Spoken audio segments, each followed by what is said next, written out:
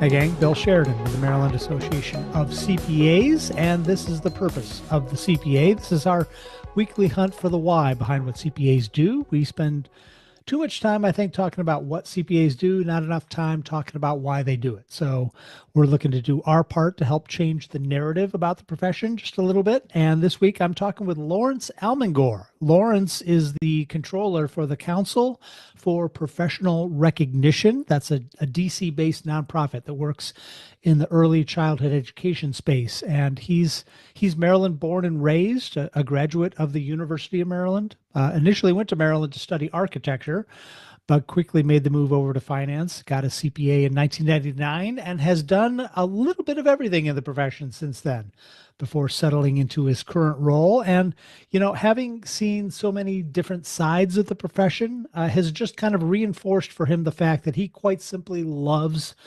being a CPA. He believes CPAs really are superheroes of a kind, the protectors of accountability and integrity. And he's about to tell us why. So here is Lawrence Almengor with his First of all, CPA I story. do love it. I do.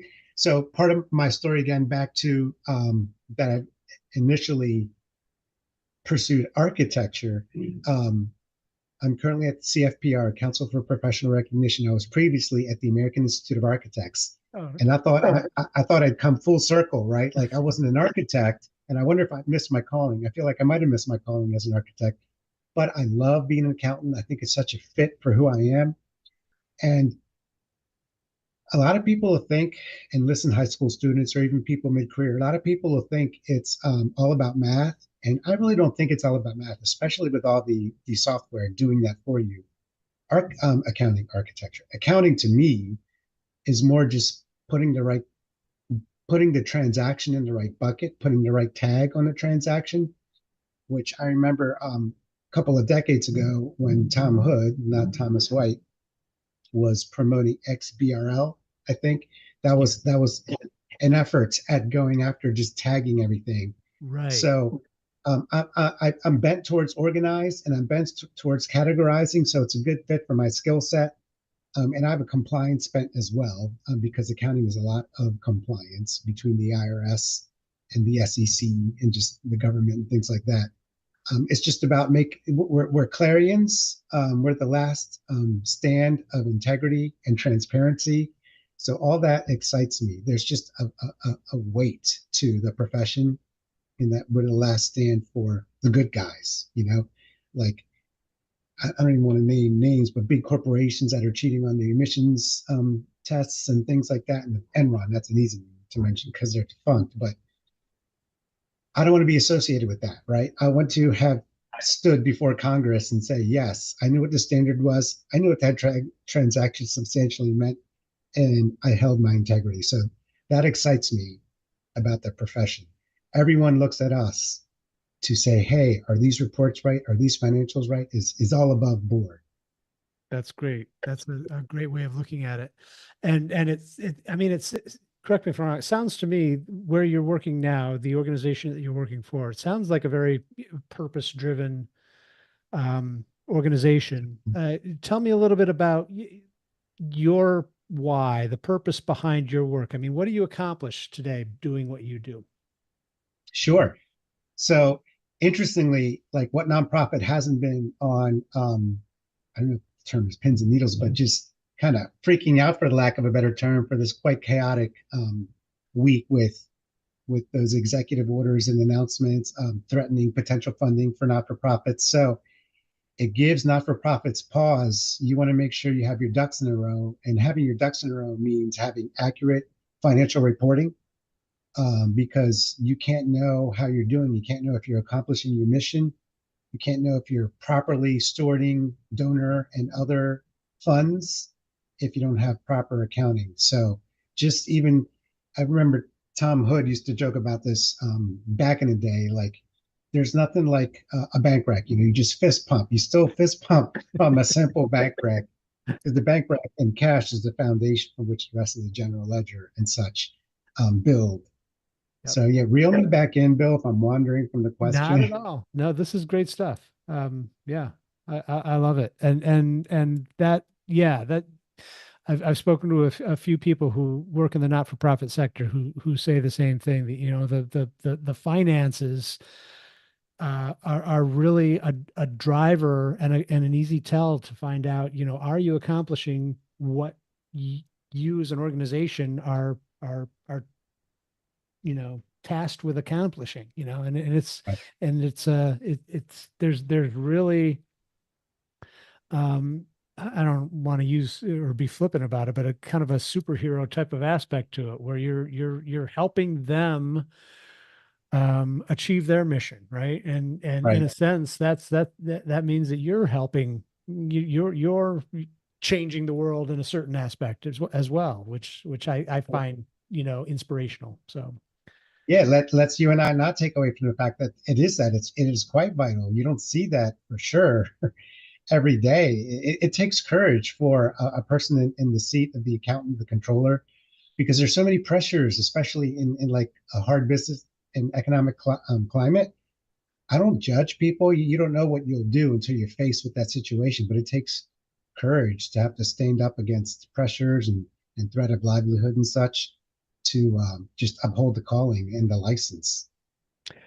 tell me, Lawrence, I mean, and one of our purposes is centered around I guess, the future of the profession in a way, and thinking of the talent shortage, and look how we can attract more folks into the profession.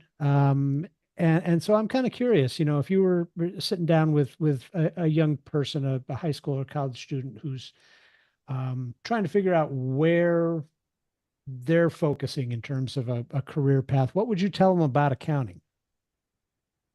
There are many things I would tell them about accounting. I would appeal to many sides of a human. Like the one that would probably appeal to me at that age was the money, right? Right. Accounting is a very lucrative field. Okay, so that's just one aspect of it, but I don't want to be ashamed to tout it. Okay, it's a very lucrative field. This profession has afforded me to do quite well for my family, and I'm very grateful for that, especially given the history of my family with immigrants and things like that. So that is a win, you know. And some might say, well, that's quite superficial or whatever, but that's not the only win.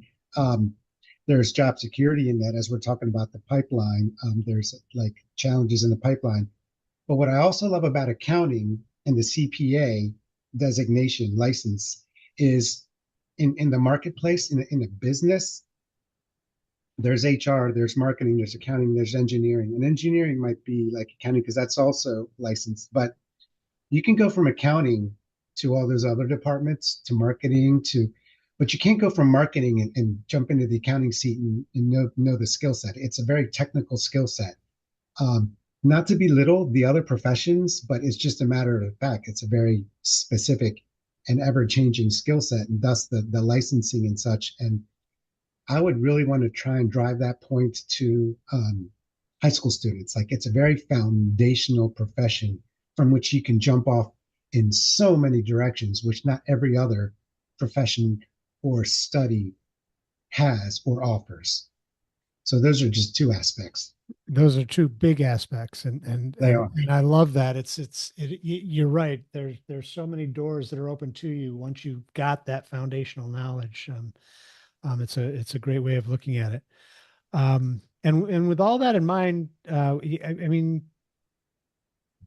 why is what you do important? Why is what CPAs do important? Sure. And it might be a little bit back to the previous question. Um, well, okay, for example, say what family isn't sitting like once a week at home and going through the checkbook? How are we doing? Are we overspending? Are we underspending? That's basically accounting. And you just put more zeros and more employees behind it. Like the mission, right? A mission, say my organization, the council, we might have, let's say, generated $30 million in revenue from credentials for the year 2024. Is that yay or like, oh my goodness, we don't know unless we see like, well, we spent 50 million. Oh, we're in trouble. Or we spent 15 million. Oh, we're killing it. You know what I mean? Yep. So we don't know how we're doing our day to day, like the front office folks, the marketing folks I'm talking about, um, and the operating folks.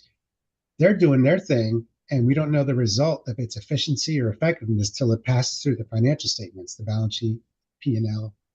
And that's where the accountant is just making sure everything's categorized properly, accounted for properly, nothing, no one's stealing from the organization through fraud, whether internally or externally. Yep. So, and then back to the high school student as well. These questions kind of tie all together. A third thing is like accounting is the language of business. You know, how many folks, how many other MACPers that's our rally cry, our mantra. Um,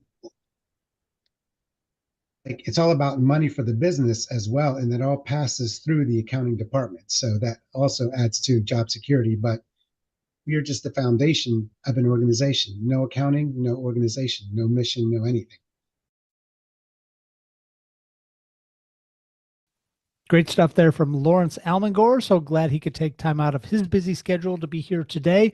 We want to hear from you too. So head on over to macpa.org/y and share your story with us as we try to offer a little bit of inspiration to the next generation of accounting and finance professionals. We want to hear what your CPA story is as well. And in the meantime, thanks for being here, right? We'll be back next week with more stories to share then. Until then, have a great week. We'll talk to you again soon. Take care.